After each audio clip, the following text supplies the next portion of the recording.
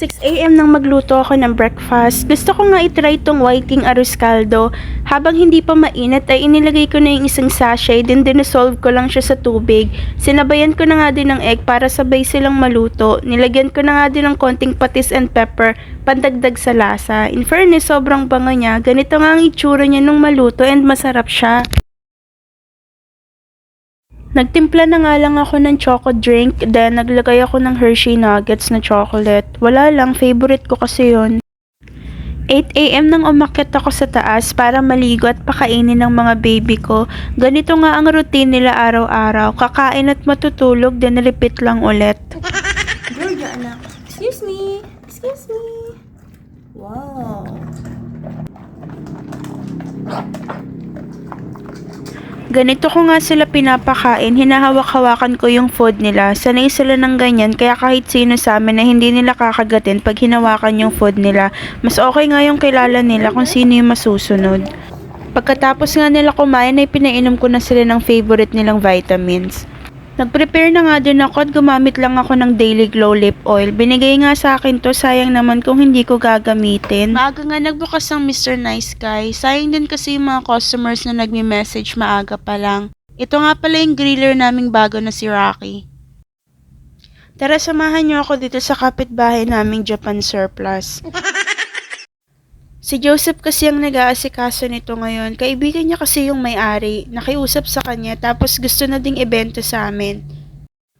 Hindi na din kasi nila ito naaasikaso kaya sayang.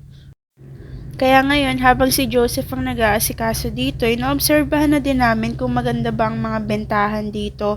Kaya habang may time si Joseph, sakto din ang tagal kong naka-off kaya matutulungan ko siya.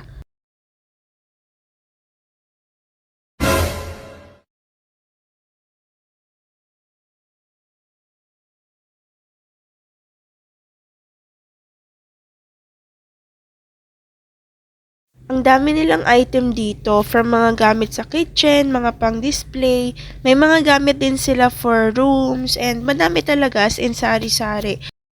Tas ito nga, may coffee maker pa dito na machine, pero sold na yan, hindi pa lang kinukuha nung bumili. Tapos punta naman tayo dito sa bandang likod. Dito nga, meron ditong mga pa-cabinet, ganyan. Tapos, may mga iba't ibang item din. May gamit na pang baby, may vacuum. Kasi itong cabinet na to, 10,000 yung price niya. Sabi nga ni Joseph, lagayan daw to ng baril.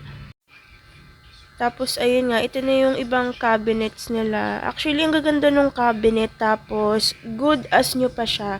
Pag inopen mo siya, as in, walang mga sira. Ang ayos ng kulay. Walang mga sira-sira sa loob. Tapos, may pagka-vintage pa yung mga cabinet nila dito. Kaya, maganda siya. Worth it na yun para sa price. Kasi nag-check ako online ng mga ganitong klaseng cabinet. Yung mga vintage style. Ang mamahal talaga. Tapos, ito, meron pa nga ditong treadmill. Tapos may mga speaker dito, ganyan. Tapos ito nga may mga gamit ditong pang baby, tapos may mga stroller pa. Grabe, sobrang as in bagong-bago pa yung mga yan. Yun lang muna for today's video. Thank you for watching.